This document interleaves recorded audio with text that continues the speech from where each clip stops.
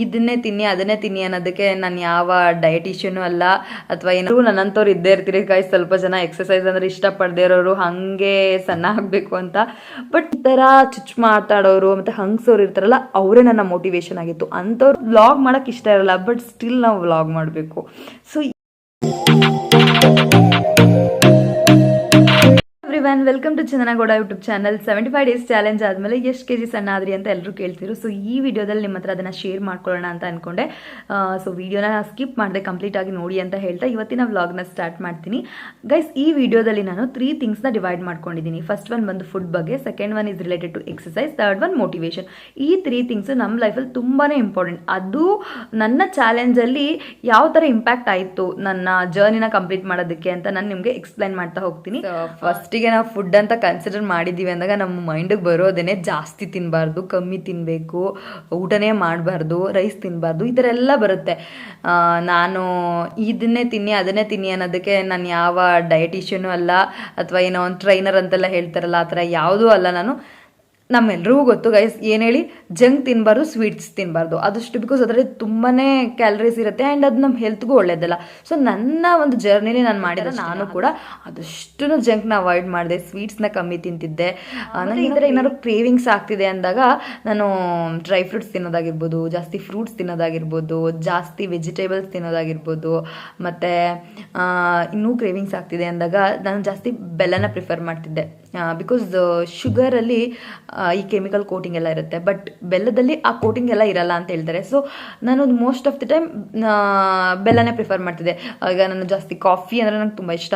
So coffee ಎಲ್ಲ ಕುಡಿಯೋಕೆ ಹೋದಾಗ ಹೊರಗಡೆ ನಾನು ಶುಗರ್ಲೆಸ್ ಕಾಫಿನೇ ಅಭ್ಯಾಸ ಮಾಡ್ಕೊಂಡಿದ್ದೀನಿ. ಮನೇಲೆಲ್ಲ ನಾರ್ಮಲಾಗಿ ನಾನು ಈಗಲೂ ಕೂಡ ನನ್ನ ಚಾಲೆಂಜ್ ಮುಗಿದಿದ್ರು ಶುಗರ್ಲೆಸ್ ಕಾಫಿನೇ ಕುಡಿಯೋದು. ಬಟ್ ಹೊರಗಡೆ ನನ್ನ ಕೆಲವೊಂದು ಫೇವ್ರೆಟ್ ಸ್ಪಾಟ್ ಇರುತ್ತೆ, ಕಾಫಿ ಶಾಪ್, ಅಲ್ಲಿ ನಾನು ಬೆಲ್ಲದ ಕಾಫಿಯಾಗಿ ಕುಡಿತೀನಿ. ಬಿಕಾಸ್ ಅದು ಮೊದಲೇ ಅವ್ರು ಕಾಫಿ ಸಖತ್ತಾಗಿ ಮಾಡಿರ್ತಾರೆ, ಇನ್ನು ಬೆಲ್ಲದಲ್ಲಿ ಕುಡಿದ್ರೆ ಇನ್ನೂ ಟೇಸ್ಟ್ ಚೆನ್ನಾಗಿರುತ್ತೆ ಅಂತ. ಸೊ ಈ ಥರ ಮಾಡ್ತೀನಿ, ಅದು ಕ್ರೇವಿಂಗ್ಸ್ ಆದಾಗ.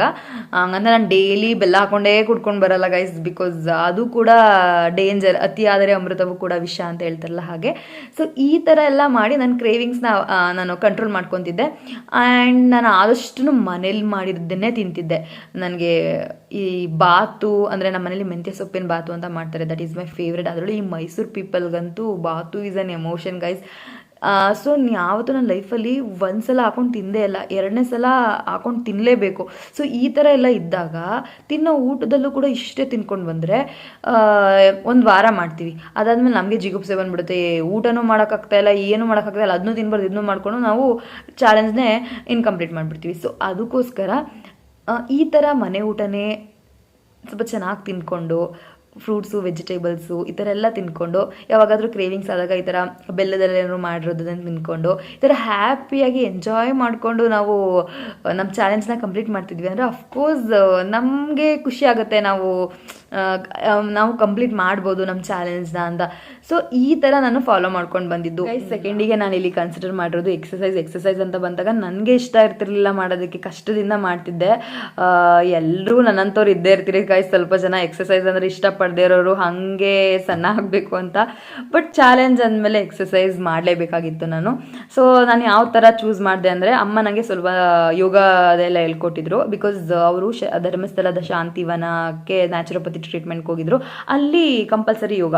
ಸೊ ಅವರು ಯೋಗ ಕಲ್ತ್ಕೊ ಬಂದಿರೋದ್ರಿಂದ ನನಗೆ ಈ ಬೇಸಿಕ್ಸ್ ಏನೆಲ್ಲ ಇರುತ್ತೆ ಅದನ್ನೆಲ್ಲ ಹೇಳ್ಕೊಟ್ಟಿದ್ರು. ಸೂರ್ಯ ನಮಸ್ಕಾರ ಆಗಿರ್ಬೋದು ಅವೆಲ್ಲನೂ.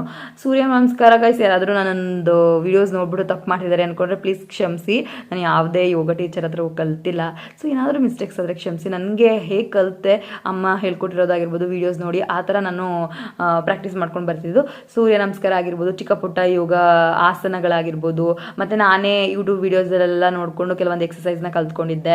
ಮತ್ತು 15 ಮಿನಿಟ್ಸ್ ಅಥವಾ 20 ಮಿನಿಟ್ಸ್ ಕಂಟಿನ್ಯೂಸ್ ಡ್ಯಾನ್ಸ್ ವರ್ಕೌಟ್ ಅಂತ ಇರುತ್ತೆ.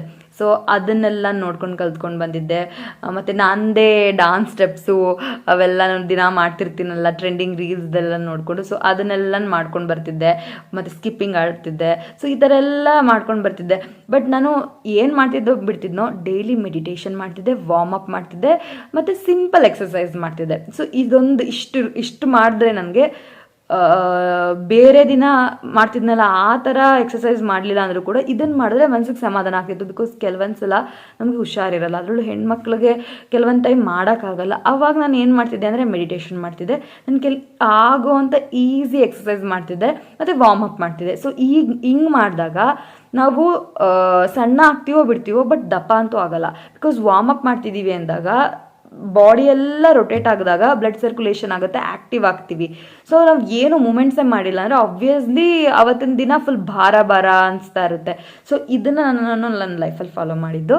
ನೆಕ್ಸ್ಟಿಗೆ ಥರ್ಡ್ ಒನ್ ನಾನು ಇಲ್ಲಿ ಕನ್ಸಿಡರ್ ಮಾಡಿರೋದು ಮೋಟಿವೇಶನ್ ನನಗೆ ಏನು ನನ್ನ ಚಾಲೆಂಜಲ್ಲಿ ಅಂತ ಅಂದರೆ 75 ಡೇಸ್ ಚಾಲೆಂಜ್ ಏನೋ ಸ್ಟಾರ್ಟ್ ಮಾಡಿಬಿಟ್ಟಿದ್ದಾಳೆ, ಕಂಪ್ಲೀಟ್ ಮಾಡಿದಾಗಲ್ವಾ ಇದು ಒಂದು ಚಾಲೆಂಜಾ ಈ ಥರ ಎಲ್ಲ ಹೇಳ್ತಾರೆ. ಗೈಸ್ ಇದು ಒಂದು ಚಾಲೆಂಜ್ ಅಂತಾರಲ್ಲ, ನಾನೇನು ಹೇಳ್ತೀನಿ ಅಂದರೆ ಅವರು ಮಾಡಲಿ ಅಲ್ವಾ, ಅವರು ಮಾಡಲಿ. ನಾನು ಏನು ಮಾಡ್ತಿದ್ದೆ ಇನ್ನೂ ಬೆಟರ್ ಆಗೇ ಅವರು ಮಾಡಲಿ, 75 ಡೇಸ್ ಚಾಲೆಂಜ್ನ ಅವರು ಕಂಪ್ಲೀಟ್ ಮಾಡಲಿ, ಅವರಲ್ಲಿರೋವಂಥದ್ದನ್ನು ನಾವು ಕಲಿಬೋದು. ಅವ್ರು ಹೇಗೆ ಮಾಡ್ತಿದ್ದಾರೆ ಅದನ್ನು ನಾವು ಫಾಲೋ ಮಾಡ್ಬೋದು ಅಲ್ವಾ. ಸೊ ನಾನೇನು ಹೇಳ್ತೀನಿ ಅಂದರೆ ಪ್ರತಿಯೊಬ್ಬರಿಗೂ ಅವ್ರದ್ದೇ ಆದಂತಹ ಒಂದು ಟ್ಯಾಲೆಂಟ್ ಇದ್ದೇ ಇರುತ್ತೆ, ನಾವು ಯಾರ್ದು ಕೂಡ ಡಿಮೋಟಿವೇಟ್ ಮಾಡ್ಬೋದು. ಸೊ ಈ ಥರ ಚುಚ್ಚು ಮಾತಾಡೋರು ಮತ್ತು ಹಂಗ್ಸೋರು ಇರ್ತಾರಲ್ಲ, ಅವರೇ ನನ್ನ ಮೋಟಿವೇಶನ್ ಆಗಿದೆ. 75 ಡೇಸ್ ಚಾಲೆಂಜ್ನ ಇನ್ನೂ ತುಂಬಾ ಕಷ್ಟಕರವಾಗಿ ಟಾಸ್ಕ್ನ ತಗೊಂಡು ಕಂಪ್ಲೀಟ್ ಮಾಡೋರು ಇದ್ದಾರೆ ಆ್ಯಂಡ್ ಕಂಪ್ಲೀಟು ಮಾಡಿದ್ದಾರೆ. ಸೊ ಅವ್ರ ಥರ ಎಲ್ಲ ಮಾಡೋಕ್ಕೆ ನಾನು ನಿಜವಾಗ್ಲೂ ಅಷ್ಟೊಂದು ಒಲಿಂಪಿಕ್ಸ್ ಅಥವಾ ಯಾವುದೋ ಒಂದು ಸ್ಪೋರ್ಟ್ಸ್ಗೆಲ್ಲ ಹೋಗ್ತಿಲ್ಲ. ನನ್ನ ಲೈಫಲ್ಲಿ ನನಗೆ ಇವಾಗ ಏನು ಲೈಫ್ ಲೀಡ್ ಮಾಡ್ತೀನಿ ಅದಕ್ಕಿಂತ ನನ್ನ ಲೈಫ್ನ ಹೇಗೆ ಬೆಟರ್ ಮಾಡಿಕೊಂಡು ನನ್ನ ಲೈಫ್ ಸ್ಟೈಲ್ನ ಚೇಂಜ್ ಮಾಡ್ಕೋಬೇಕು, ಅದೇ ನನ್ನ ಒಂದು ಇಂಟೆನ್ಷನ್ ಆಗಿದ್ದು. ಅದೇ ರೀತಿಲಿ ನಾನು ನಿಮಗೆ ಹೇಳ್ದಂಗೆ ಫುಡ್ಡಲ್ಲಿ ವ್ಯತ್ಯಾಸ ಆಗಿರ್ಬೋದು, ಎಕ್ಸಸೈಸಲ್ಲಿ ನನ್ನ ಡೈಲಿ ಆ್ಯಕ್ಟಿವಿಟೀಸ್ನ ಇಂಪ್ರೂವ್ ಮಾಡ್ಕೊಳ್ಳೋದಾಗಿರ್ಬೋದು, ಕೆಲವೊಂದು ಮೋಟಿವೇಶನ್ ನನ್ನ ಮೈಂಡ್ಸೆಟ್ನ ಫಿಕ್ಸ್ ಮಾಡ್ಕೊಳ್ಳೋದಾಗಿರ್ಬೋದು. ಸೊ ಇದೆಲ್ಲನೂ ಸೆಟ್ ಮಾಡ್ಕೊಳ್ಬೇಕಾಗಿರೋದೇ ನನ್ನ ಒಂದು ಚಾಲೆಂಜಿನ ಒಂದು ಟಾಸ್ಕ್ ಆಗಿದ್ದಂಥದ್ದು. ನಂಬಲ್ಲ, ನಾನು ಎಕ್ಸಸೈಸ್ ಮಾಡೋದ್ರಿಂದ ನನ್ನ ಸುತ್ತಮುತ್ತ ಇರೋ ನನ್ನ ಫ್ರೆಂಡ್ಸ್, ನನ್ನ ರಿಲೇಟಿವ್ಸ್ ಎಷ್ಟೋ ಜನ ಮಾಡೋಕ್ಕೆ ಸ್ಟಾರ್ಟ್ ಮಾಡಿದ್ದಾರೆ ಗೊತ್ತಾ. ನಂಗೆ ತುಂಬಾ ಖುಷಿ ಆಗುತ್ತೆ. ನನ್ನ ಹತ್ರ ಬಂದು ಕೇಳ್ತಾರೆ, ಹೇಳು ಹೆಂಗೆ ಮಾಡೋದು ದಿನ ಹೆಂಗೇನು ಅಂತ. ಸೊ ಹಂಗೆಲ್ಲ ಕೇಳಿದಾಗ ನಾನು ಕೂಡ ಸ್ಟಾರ್ಟ್ ಮಾಡಿದ್ದೀನಿ, ನಾನು ಕೂಡ ಮಾಡ್ತಿದ್ದೀನಿ ಅಂತ ಹೇಳಿದಾಗ ನಂಗೆ ಎಷ್ಟು ಖುಷಿ ಆಗುತ್ತೆ ಅಂದರೆ ನನ್ನಿಂದ 1-3 ಜನಕ್ಕೆ ಪ್ರೇರಣೆ ಆಗ್ತಿದೆ ಅನ್ನೋ ಥರ ನಂಗೆ ಖುಷಿ ಆಗುತ್ತೆ. ಸೊ ಈ ಥರ ಎಲ್ಲ ಬಂದಾಗ ನನಗೆ ಡೇ ಬೈ ಡೇ ಹೆಂಗಾಗ್ತಿತ್ತು, ಇವರು ಕೂಡ ಮಾಡ್ತಿದ್ದಾರೆ ನನ್ನಿಂದ, ನಾನು ಇನ್ನೂ ಸ್ಟ್ರಿಕ್ಟಾಗಿ ಮಾಡಬೇಕು. ಆ್ಯಂಡ್ ಅವರು ನನಗೆ ಮೋಟಿವೇಟ್ ಆಗ್ತಿದ್ರು. ಆ್ಯಂಡ್ ಎಲ್ಲರೂ ನೋಡ್ತಿದ್ದಾರೆ, ನಾನು ಆದಷ್ಟು ನನ್ನ ಚಾಲೆಂಜ್ನ ಲಾಯಲಾಗಿ ಮಾಡಬೇಕು, ಆದಷ್ಟು ಹಾನೆಸ್ಟಾಗಿರಬೇಕು, ಇದೆಲ್ಲ ಮೈಂಡಿಗೆ ಬರ್ತಿತ್ತು. ಆ್ಯಂಡ್ ನನಗೆ ಈ ಥರ ಕೊಣಕ್ ಮಾತಾಡೋರು ಅಥವಾ ಡಿಮೋಟಿವೇಟೆಡ್ ಪೀಪಲ್ ಏನಿರ್ತಾರೆ ಅಂಥವ್ರ ಮುಂದೆ ನಾನು ಏನೋ ಒಂದು ಕೆಲಸನ ತೊಗೊಂಡಿದ್ದೀನಿ ಅಂದರೆ ಅದನ್ನು ಟಾಸ್ಕ್ನ ಕಂಪ್ಲೀಟ್ ಮಾಡಲೇಬೇಕು, ಅರ್ಧದಲ್ಲೇ ಬಿಡಬಾರ್ದು. ನನಗೆ ಇದೇ ಅಂತಲ್ಲ, ಯಾವುದನ್ನೇ ಆಗಲಿ ನನಗಿರೋದು ಲೈಫಲ್ಲಿ ನನ್ನ ಎಷ್ಟಾಗುತ್ತೋ ಮ್ಯಾಕ್ಸಿಮಮ್ ಟ್ರೈ ಮಾಡಿ ನಾನು ಕಂಪ್ಲೀಟ್ ಮಾಡಬೇಕು. ಅದು ನನ್ನ ಕೈಲಿ ಆಗ್ತಿಲ್ಲ ಅಂದರೆ ಡ್ಯೂ ಟು ಅದರ್ ರೀಸನ್, ನನ್ನ ರೀಸನ್ ಆಗಿರಬಾರ್ದು ಹೊರತು ಎಕ್ಸ್ಟರ್ನಲ್ ರೀಸನ್ ಆಗಿರಬೇಕು ಅನ್ನೋದನ್ನೇ ನನ್ನ ಮೈಂಡಲ್ಲಿ ಇಟ್ಕೊಂಡಿರೋಂಥದ್ದು. ಸೊ ಅದನ್ನು ಇಟ್ಕೊಂಡು ನಾನು ಚಾಲೆಂಜ್ನ ಕಂಪ್ಲೀಟ್ ಮಾಡಿದ್ದು. ಕೆಲವೊಂದು ದಿನಗಳಲ್ಲಿ ಗೈಸ್ ನನಗೂ ಕಷ್ಟ ಆಗಿದೆ, ಬಿಕಾಸ್ ಕೆಲವೊಂದು ದಿನ ಹುಷಾರಿರ್ತಿರ್ಲಿಲ್ಲ, ಅಂದರೂ ಕೂಡ ನಾವು ಎಕ್ಸಸೈಸ್ ಮಾಡಲೇಬೇಕು. ಕ್ರೇವಿಂಗ್ಸ್, ಮೂಡ್ ಸ್ವಿಂಗ್ಸ್ ಇದೆಲ್ಲ ಆಗುತ್ತೆ. ಆ ಟೈಮಲ್ಲೂ ಕೂಡ ನಾವು ವ್ಲಾಗ್ ಮಾಡಬೇಕು. ಕೆಲವೊಂದ್ಸತಿ ಏನಾಗುತ್ತೆ ಗೊತ್ತಾ, ಇವತ್ತಿನ ದಿನ ನಮಗೆ ಚೆನ್ನಾಗೇ ಇರಲ್ಲ, ನಮಗೆ ಫುಲ್ ಬೇಜಾರಾಗಿರುತ್ತೆ, ಏನಾದರೂ ಒಂದು ಆಬ್ವಿಯಸ್ಲಿ ಮನುಷ್ಯರು ಅಂದರೆ ಎಮೋಷನ್ಸ್ ಏರುಪೇರು ಆಗ್ತಾನೆ ಇರುತ್ತೆ. ಅವತ್ತು ವ್ಲಾಗ್ ಮಾಡೋಕ್ಕೆ ಇಷ್ಟ ಇರಲ್ಲ, ಬಟ್ ಸ್ಟಿಲ್ ನಾವು ವ್ಲಾಗ್ ಮಾಡಬೇಕು. ಸೊ ಬಿಕಾಸ್ ನಾವು ಒಂದು ದಿನನೂ ಕೂಡ ಎಡಿಟಿಂಗ್ ಮಾಡ್ದೇ ಇರೋಕ್ಕಾಗಲ್ಲ. ಸೊ ಎಲ್ಲ ದಿನಗಳಲ್ಲೂ ಏನೇ ಏರುಪೇರಾದರೂ ಕೂಡ ವ್ಲಾಗ್ ಮಾಡ್ಕೊಂಡು ಬಂದಿದ್ದೀನಿ, only because I need to complete the challenge ಅನ್ನೋದಕ್ಕಾಗಿ. ಸೊ ನಾನು ಹಂಗೇ ಕಂಪ್ಲೀಟ್ ಮಾಡಿದೆ. ಲಾಸ್ಟ್ 2 ಡೇಸ್ ಅಂತೂ ನನಗೆ ಇಂಟರ್ನಲ್ಸ್ ಇತ್ತು. ಸೊ ಇಂಟರ್ನಲ್ಸ್ ಇದ್ದರೂ ಕೂಡ ಅದನ್ನು ತುಂಬ ತಲೆ ಕೆಡಿಸ್ಕೊಬಿಡೋದು, ಈ ಕಡೆ ಅಂತ ಚಾಲೆಂಜನ್ನು ನೆಗ್ಲೆಕ್ಟ್ ಮಾಡಬಾರ್ದು ಅಂತ ಎರಡು ಕೂಡ ಬ್ಯಾಲೆನ್ಸಲ್ಲಿ ನಾನು ಲಾಸ್ಟ್ 2 ವೀಡಿಯೋಸ್ನ ಮಾಡಿದ್ದು. ನಾನು ಲಾಸ್ಟ್ 2 ವೀಡಿಯೋಸ್ ಇನ್ನೂ ತುಂಬ ಚೆನ್ನಾಗಿ ಮಾಡೋಣ ಅಂದ್ಕೊಂಡೆ, ಬಟ್ ಇಂಟರ್ನಲ್ಸ್ ಇರೋದ್ರಿಂದ ನಾರ್ಮಲ್ ಆಗೋಗಾಯಿತು. ಬಟ್ ಎಂಡ್ ಆಫ್ ದಿನ ನಾನು ಕಂಪ್ಲೀಟ್ ಮಾಡಿದೆ. ನನಗೆ ನನ್ನ ಚಾಲೆಂಜ್ ಕಂಪ್ಲೀಟ್ ಮಾಡಿದ್ದಕ್ಕೆ ತುಂಬಾ ಖುಷಿ ಇದೆ. ಸೊ ಇದು ನನ್ನ ಮೋಟಿವೇಶನ್ ಆಗಿತ್ತು ಗೈಸ್. ಫೈನಲಿ ನಮ್ಮ ವಿಡಿಯೋ ಎಂಡ್ ಆಗಿ ಬಂತು. ನಾನು ಎಷ್ಟು KG ಸಣ್ಣ ಆದೆ ಇವಾಗ ನಾನು ಹೇಳ್ತೀನಿ. ನಾನು ಬಂದು 5 kg ಸಣ್ಣ ಆಗಿದ್ದೀನಿ. ಆಲ್ಮೋಸ್ಟ್ 60 ಇದ್ದೆ ನಿಯರ್ಲಿ, ಇವಾಗ 55 ಆಗಿದ್ದೀನಿ. 75 ದಿನ ವರ್ಕೌಟ್ ಮಾಡ್ಕೊಂಡು ಬಂದಿದ್ದೆ, ಬರೀ 5 kg ಸಣ್ಣ ಆಗಿದೆಯಾ ಅಂತ ಹೇಳ್ಬೋದು.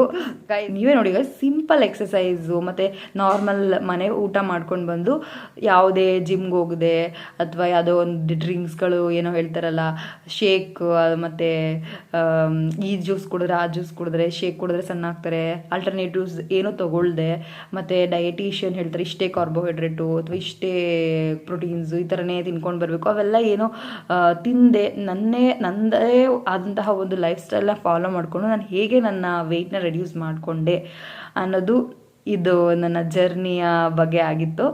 ಸೊ ಬರೀ 5 kg ಕಮ್ಮಿ ಆಯಿತಾ ಅಂತ ಅಂದ್ಕೊಂಡ್ರೆ ಇಲ್ಲ, ನನ್ನ ಜರ್ನಿ ಬಗ್ಗೆ ನನ್ನ ಸ್ಯಾಟಿಸ್ಫ್ಯಾಕ್ಷನ್ ಇದೆ. ನನ್ನ ಲೈಫಲ್ಲಿ ಕೆಲವೊಂದು ಥಿಂಗ್ಸ್ ಚೇಂಜಸ್ ಆಗಿದೆ.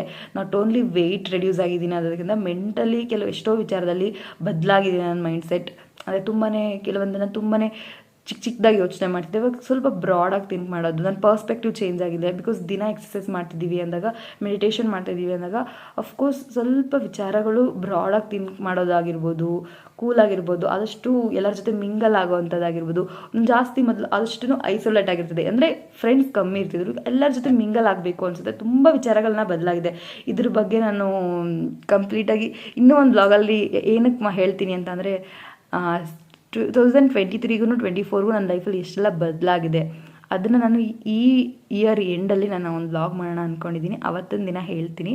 ಸೊ ತುಂಬಾ ಚೇಂಜಸ್ ಆಗಿದೆ ನನ್ನ ಲೈಫಲ್ಲಿ. ಸೊ ದಿಸ್ ಜರ್ನಿ ಅದಕ್ಕೆ ಇನ್ನೂ ಸಪೋರ್ಟ್ ಮಾಡ್ತು ನನ್ನ ಲೈಫ್ ಸ್ಟೈಲ್ನ ಚೇಂಜ್ ಮಾಡ್ಕೊಳ್ಳೋಕ್ಕೆ. So I am happy about my journey. 5 kg ಸುಲಭ ಅಲ್ಲ, ಅದನ್ನ ರೈಟ್ ವೇ ಹೆಲ್ದಿ ಆಗಿ ನಾನು 5 kgನ ಸಣ್ಣ ಮಾಡ್ಕೊಂಡಿದ್ದೀನಿ ಅಂತ ಹೇಳ್ತೀನಿ. ಇದು ನನ್ನ ಜರ್ನಿಯ ಒಂದು ಇನ್ಫಾರ್ಮೇಷನ್ ಆಗಿತ್ತು. Thank you so much guys, ಈ ವಿಡಿಯೋನ ನೀವೆಲ್ಲರೂ ನೋಡಿದ್ದಕ್ಕೆ. ಆ್ಯಂಡ್ ನೆಕ್ಸ್ಟ್ ವಿಡಿಯೋದಲ್ಲಿ ಸಿಗ್ತೀನಿ ಅಂತ ಹೇಳ್ತಾ ಬಾಯ್.